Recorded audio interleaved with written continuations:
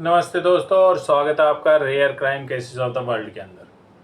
आज हम एक ऐसे इंसान की बात करेंगे जिसका दुनिया में हर कोई नाम जानता है और 60 साल से भी ज़्यादा निकल चुके हैं।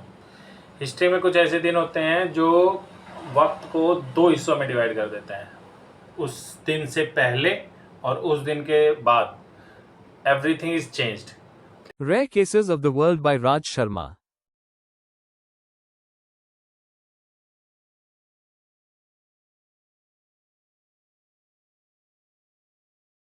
ठीक है, 22 नवंबर 1963, 22 नवंबर 1963 एक ऐसा दिन था। ये वो दिन था जब अमेरिका ने ना सिर्फ अपना प्रेसिडेंट खोया बल्कि अपना भरोसा, अपनी मासूमियत को भी खो दिया। ये कहानी है प्रेसिडेंट जॉन एफ कैनेडी के असैसिनेशन की। एक ऐसी कहानी जिसे 60 साल से ज़्यादा हो चुके हैं, लेकिन आज भी इतने अनआंसर्ड क्वेश्चन हवा में गूंजते हैं। ऑफिशियल स्टोरी कहती है कि एक आम आदमी ने अमेरिका के सबसे पावरफुल इंसान को मार दिया, लेकिन क्या ये सच इतना सिंपल है? लेट्स सी, देखते हैं आज के केस के अंदर। या फिर सच इतना गहरा और भयानक है कि दुनिया आज तक इसे एक्सेप्ट नहीं कर पाई है। चलिए वक्त में पीछे चलते हैं और साजिशों के पर्दे खोलने की कोशिश करते हैं जिसने दुनिया को हिला के रख दिया। जॉन एफ कैनेडी या JFK, जिसके नाम पे JFK इंटरनेशनल एयरपोर्ट भी है, ठीक है। वो अमेरिका के 35th प्रेसिडेंट थे। वो यंग थे, करिश्मेटिक थे और उनका परिवार अमेरिका में रॉयल्टी टाइप माना जाता था। उन्होंने एक नए फ्यूचर का वादा किया था, लेकिन हर चमक के पीछे कुछ अंधेरे राज ऐसे होते हैं जो हमेशा छिपाए जाते हैं। प्रेसिडेंट बनने के सिर्फ 3 साल के अंदर कैनेडी ने दुनिया के कुछ सबसे पावरफुल दुश्मन बना लिए थे। इनकी गिनती शुरू करने से पहले ये समझना ज़रूरी है कि JFK सिर्फ एक हैंडसम फेस नहीं थे, वो अहम फैसले ले रहे थे। लेट्स सी, अब देखते हैं कि उन्होंने कौन कौन से मेन, मतलब कि वैसे तो दुश्मन बहुत सारे, हर इंसान के बहुत सारे दुश्मन होते हैं, लेकिन कुछ मेन डिफरेंस, प्राइम सस्पेक्ट जिसे क्या वो बोलते हैं, वो होते हैं। तो पहला दुश्मन है CIA। जी हाँ, CIA जो अमेरिका की ही एक एजेंसी है। वो अप्रैल 1961 में CIA ने क्यूबा में फेडल कैस्ट्रो की सरकार गिराने की कोशिश करने थी। उसके लिए उन्होंने एक प्लान लॉन्च किया था, बे ऑफ पिग्स इन्वेजन। ठीक है, ये प्लान पूरी तरीके से फेल हो गया। तो जो प्रेसिडेंट कैनेडी थे, उन्होंने आखिरी वक्त पर अमेरिका की एयर सपोर्ट देने से मना कर दिया।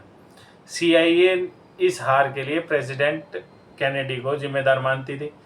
JFK ने गुस्से में कहा था कि वो CIA को 1000 टुकड़ों में तोड़ देंगे। He said that he will divide the entire CIA into 1000 parts। ये बात एजेंसी कभी नहीं भूली। अब चलते हैं दूसरे दुश्मन पे। दूसरा दुश्मन था मिलिट्री मशीन्स और क्या नाम है, काफ़ी सारी प्राइवेट ऑर्गेनाइजेशंस। वियतनाम वार शुरू हो गया था और अमेरिका के जो टॉप जनरल्स थे, जो मिलिट्री कमांडर्स थे, वो चाहते थे कि प्रेसिडेंट वहाँ और ज़्यादा फौज भेजें, और ज़्यादा आर्मी भेजे, लेकिन प्रेसिडेंट कैनेडी इसके खिलाफ थे।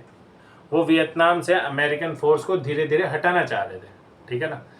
इससे मिलिट्री और इंडस्ट्रियल जो कॉम्प्लेक्स था, यानी फौज और जो हथियार बनाने वाली कंपनी थी, उसको बिलियंस ऑफ डॉलर का नुकसान होने जा रहा था। और जो बिलियंस ऑफ डॉलर, मैं 1960s के बता रहा हूँ। इस टाइम पे तो इन्फ्लेशन के चक्कर में वैसे भी गिरे हुए हैं, लेकिन उस टाइम के बिलियंस ऑफ डॉलर बहुत ज़्यादा होते हैं, बहुत ज़्यादा। ठीक है, तीसरा और सबसे खतरनाक दुश्मन वो है माफिया। प्रेसिडेंट कैनेडी ने अपने भाई रॉबर्ट F कैनेडी को अटॉर्नी जनरल बनाया था। जो रॉबर्ट कैनेडी थे, उन्होंने ऑर्गेनाइज क्राइम मतलब माफिया के खिलाफ एक जंग सी छेड़ दी थी।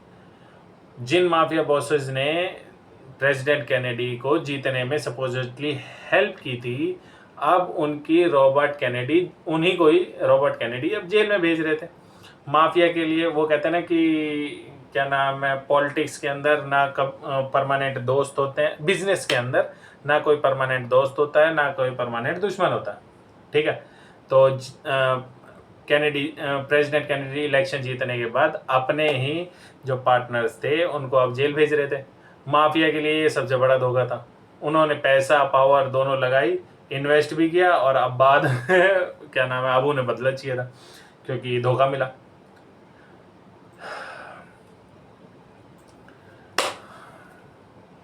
तो आप देख सकते हैं कि 22 नवंबर 1963 आने से पहले ही कहानी स्टेज बना चुकी थी, स्टेज पूरा तैयार था, ठीक है। CIA, मिलिट्री, माफिया, दुश्मन हर तरफ थे।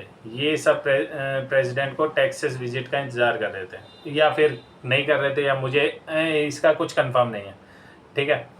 तो 22 नवंबर 1963 को जगह थी डालस, टेक्सास। प्रेसिडेंट कैनेडी की एक पॉलिटिकल टूर था, उन्हें अगला इलेक्शन जो जीतना था। तो डैलस के लव फील्ड एयरपोर्ट पर उनका शानदार स्वागत होता है। फर्स्ट लेडी जो जैकलिन कैनेडी थी, गुलाबी कलर के सूट में थी, उनके साथ थी, और माहौल मतलब बहुत एक्साइटमेंट भरा हुआ था, ठीक है। इलेक्ट्रिक बोलते हैं, ठीक है। एयरपोर्ट से उनका मोटरेड मतलब गाड़ियों का काफिला शहर की तरफ बढ़ा, और प्रेसिडेंट कैनेडी और गवर्नर जॉन कैली एक ओपन लिमोजिन में आगे बढ़ रहे थे। सिक्योरिटी प्रोटोकॉल के मुताबिक गाड़ी की रूफ बंद होनी चाहिए थी, लेकिन भीड़ को देखने के लिए और उसे खुला रखा गया था। एक छोटा सा फैसला जिसके नतीजे भयानक होने वाले थे। काफिला डिले प्लाजा पहुंचा, टाइम 12:30 थे। लिमोजिन एक एल्म स्ट्रीट पर स्लो टर्न लेती है, ठीक है ना। जो नेले कॉनली ने प्रेसिडेंट से कहा, mister president, you can't say Dallas doesn't love you. President ने मुस्कुरा के कहा, नो सर्टेनली यू कांट। ये उनके आखिरी शब्द थे। पहली गोली चली और प्रेसिडेंट ने अपने गले को पकड़ा, मतलब गले के पार हो गई थी, ठीक है। और गवर्नर कॉनली जो भी उसमें जख्मी हुए हैं, वो कुछ सेकंडों की खामोशी के और हुई, और फिर उसके बाद दूसरी गोली चली, प्रेसिडेंट के सर पर लगी, ठीक है। वो सर पे इस हिसाब से लगी कि यहाँ से लगी, वो ऐसे हो, ठीक है। प्रेसिडेंट के सर पे लगी, कैओस फैल गया, चीखें निकलने लगी। जो सीक्रेट सर्विस एजेंट्स थे, जो मतलब कि उनकी सिक्योरिटी के लिए आते थे, वो एक्शन में आ जाते हैं, और लिमोजिन तेजी से पार्कलैंड मेमोरियल हॉस्पिटल की तरफ भागती है। लेकिन सब जानते थे कि काफ़ी लेट हो चुका है। सर में गोली लगने के बाद मूवी में भी लोग नहीं बचते, तो अब कैसे बच सकते थे। हॉस्पिटल में डॉक्टरों ने हर मुमकिन कोशिश की, या फिर कोशिश का ड्रामा किया, पता नहीं। लेकिन ठीक 1 बजे प्रेसिडेंट जॉन एफ कैनेडी को ऑफिशियली मृतक घोषित कर दिया गया। अमेरिका का फ्यूचर एक स्नाइपर की गोली से हमेशा के लिए बदल गया। पता नहीं जॉन एफ कैनेडी अगर प्रेसिडेंट रहते तो अमेरिका में क्या क्या चेंजेस लाते, अच्छे लाते बुरे लाते, किसी को कुछ नहीं पता। लेकिन जो होने वाला था उसको अब कम्प्लीटली डिफरेंट होगा, ठीक है। पूरी दुनिया में खबर फैल गई है, आग की तरह खबर फैल गई। शहर में मैनहंट शुरू हो गया। पुलिस ने टेक्सास के स्कूल बुक डिपॉजिटरी बिल्डिंग से गोलियां चलने की खबर मिली, ठीक है। वहाँ से एक एम्प्लॉय ली हार्वी ऑसवाल्ड गायब था, लापता था। लगभग 45 मिनट बाद पुलिस ने JD टिप्टी को एक स्ट्रीट पर गोली मार दी। जो पुलिस ऑफिसर था उसका नाम था JD टिप्टी, उसको एक स्ट्रीट पर गोली मार दी जाती है। कुछ ही देर बाद पुलिस 24 साल के ली हार्वी ऑसवाल्ड को एक मूवी थिएटर से अरेस्ट कर लेती है, ठीक है। उस दिन शाम को ऑसवाल्ड पर प्रेसिडेंट कैनेडी के कत्ल का आरोप लगाया जाता है। जब रिपोर्टर ने उससे सवाल किए तो उसने चिल्लाकर कहा, I am just a Patsy, मैं तो बस एक मोहरा हूँ। ऑसवाल्ड पुलिस कस्टडी में थे। वो दुनिया का सच बताने का एक लौता जरिया था, सच जानने का एक लौता जरिया था। लेकिन साजिश करने वाले को ये बात उसको भी पता था कि भाई अगर ये बोल गया तो दिक्कत हो जाएगी। उन्होंने आखिरी सबूत को मिटाने का भी फैसला कर लिया था। 2 दिन बाद 24 नवंबर को डैलस पुलिस हेडक्वार्टर के बेसमेंट में जब मीडिया का जमावड़ा लगा हुआ था, वहाँ पर पुलिस ऑसवाल्ड को काउंटी जेल ट्रांसफ़र करने वाली थी।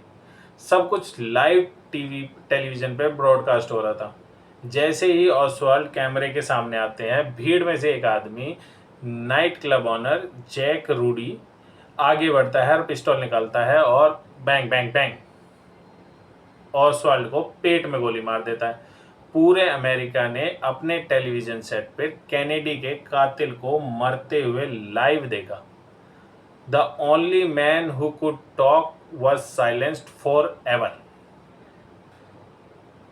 जैक रूडी ने कहा कि उसने ये सब जैकी कैनेडी के लिए किया, लेकिन रूबी के माफिया कनेक्शन किसी से छिपे नहीं थे। क्या ये सच में एक इमोशनल एक्ट था या एक ऑर्डर पूरा किया गया था? आखिर दुनिया सवाल पूछ रही थी, इसलिए नए प्रेस आखिरकार मेरी एक चीज़ समझ नहीं आता कि एक जिस बंदे ने प्रेसिडेंट को मारा है उससे मिलने के लिए मीडिया आती है, लेकिन उस मीडिया में एक हथियार बंद पुराना क्रिमिनल छुपा हुआ और इसमें किसी को कुछ नहीं पता। तो कनेक्शन तो कुछ तगड़े ही थे। ठीक है, दुनिया सवाल पूछ रही थी, इसलिए नए प्रेसिडेंट लाइंडन बी जॉनसन ने एक कमीशन बनाई जिसे वारन कमीशन कहते हैं। 1 साल की इन्वेस्टिगेशन के बाद कमीशन ने अपनी रिपोर्ट दे दी। ठीक है, ऑफिशियल स्टोरी ये थी कि ली हार्वी ऑसवाल्ड ने अकेले काम किया, मतलब कि उसके पीछे आगे पीछे कोई भी नहीं था। उसने टेक्सास स्कूल बुक डिपॉजिटरी की 6th फ्लोर से 3 गोलियां चलाई। जैक रूडी ने भी अकेले थे और उसने भी अकेले काम किया और केस क्लोज। ठीक है, कोई किसी के साथ मिला हुआ नहीं था, किसी ने कोई रिश्वत नहीं ली, कोई कुछ नहीं, बिल्कुल केस क्लोज। लेकिन इस केस क्लोज में इतने झोल थे कि कॉन्स्पिरेसी थ्योरी का एक तूफान सा खड़ा हो गया और इस तूफान के सेंटर में थी एक गोली। ठीक है, जिसे कहते हैं the magic bullet. Magic bullet की भी अलग अलग ही कहानी है। वॉरन कमीशन कहती है कि एक गोली, द कमीशन एग्जिबिट 399 ने प्रेसिडेंट कैनेडी की गर्दन को पार किया, फिर हवा में रुख बदला और गवर्नर कॉनेली की पीठ में घुस गई। ठीक है, उनकी छाती से निकली, फिर कलाई को तोड़ा और आखिर में उनकी जांघ में फंस गई। ठीक है, इस गोली ने 7 जख्म दिए और इंसानों की हड्डियों को तोड़ा। 2 इंसानों की हड्डियों को तोड़ा और जब ये मिली तो ये बिल्कुल नई जैसी थी, प्रैक्टिकली अनडैमेज्ड। इसलिए क्रिटिक्स इसको मैजिक बुलेट कहते हैं। ठीक है, अभी 2025 चल रहा है, इसमें भी ऐसी बुलेट नहीं बनी है जो क्या नाम है सीधे चलते हुए डायरेक्शन चेंज कर ले और फिर 2-3 लोगों को मार दे। ये फिल्मों में होता है। वो कौन सी फिल्म थी? आई थिंक 2008 की मूवी थी वांटेड। उसके अंदर वो गोली टर्न कर सकती है ना, वैसे टर्न कर सकती है वो भी, लेकिन ऐसे नहीं जा सकती थी। लेकिन इसमें ऐसा हुआ। ठीक है, तो भाई ये चल रहा था। ठीक है,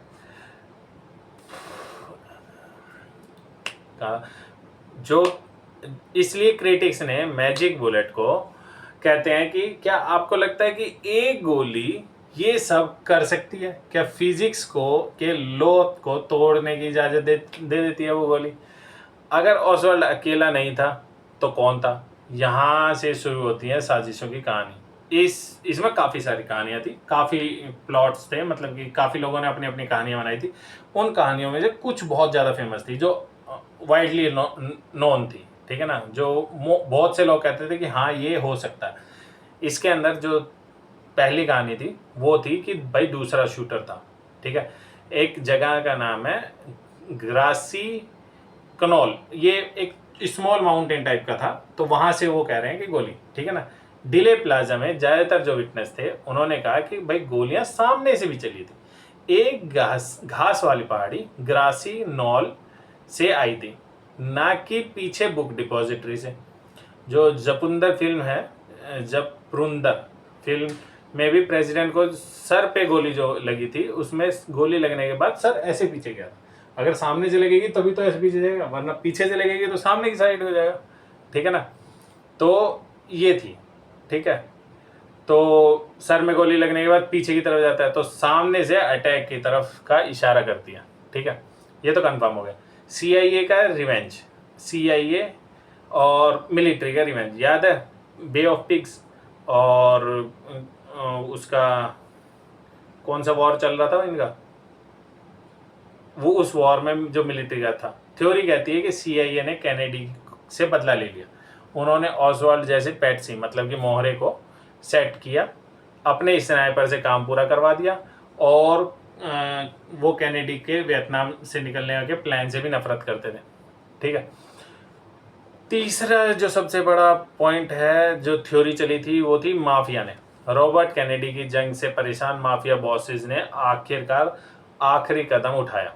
ठीक है, उन्होंने अपने शूटर को हायर किया और अपने आदमी जैक रूडी से ऑसवाल्ड को चुप करा दिया। एक तीर से दो निशाने हो गए। चौथी स्टोरी जो मेन फेमस हुई थी वो है LBJ प्लॉट। ठीक है, ये सबसे कंट्रोवर्शियल थ्योरी थी, क्योंकि ये कहती थी कि जो vice president Lyndon B Johnson थे, ये उन्होंने साजिश रचाई थी। वो प्रेसिडेंट बनना चाहते थे और उन्हें डर था कि कैनेडी उन्हें 1964 में हरा देगा या टिकट ही नहीं देगा जीतने के लिए, तो इसलिए उन्होंने करवा दिया।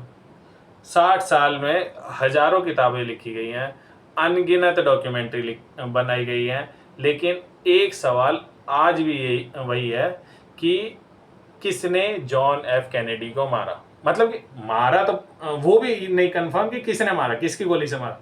ठीक है, ये तो उसके पीछे कौन थे वो तो उनका तो पता ही नहीं। ठीक है, क्या ली हार्वी ऑसवाल्ड था, जो नॉर्मल सा बंदा था, उस बंदे ने अकेले गन खरीदी, बिल्कुल स्नाइपर की तरह गोली मारी, एक गोली जो 7 मार के चल सकती है, उसने हिस्ट्री बदल दी। या फिर वो एक सिर्फ मोहरा था है, और उस मोहरे के पीछे जो थे वो इतने बड़े प्लेयर थे कि वो अभी तक शैडो में छिपे हुए हैं और किसी को कुछ नहीं पता। उन्होंने ये सारा का सारा मैटर दबा दिया और एक बंदे पे नाम लगा दिया। या एक ऐसी साजिश थी जिसमें अमेरिका ने की अपनी इंटेलिजेंस एजेंसी, ऑर्गेनाइज्ड क्राइम और शायद उनके गवर्नमेंट के लोग शामिल थे। हो सकता है, बिल्कुल हो सकता है। सच शायद अनक्लासिफाइड फाइल्स में दफन है। ठीक है, जिन्होंने आज तक पूरी तरह रिलीज ही नहीं किया गया है, या शायद सच उसी दिन ऑसवाल्ड के साथ दफन हो गया, कंफर्म ही नहीं हो पा रहा। लगता क्या है आपको, कौन सी थ्योरी आपको सबसे ज़्यादा कन्विंसिंग लगती है? क्या ऑसवाल्ड ने अकेले काम किया या एक बड़ी साजिश थी? अपने ओपिनियंस नीचे कमेंट्स में ज़रूर शेयर करें।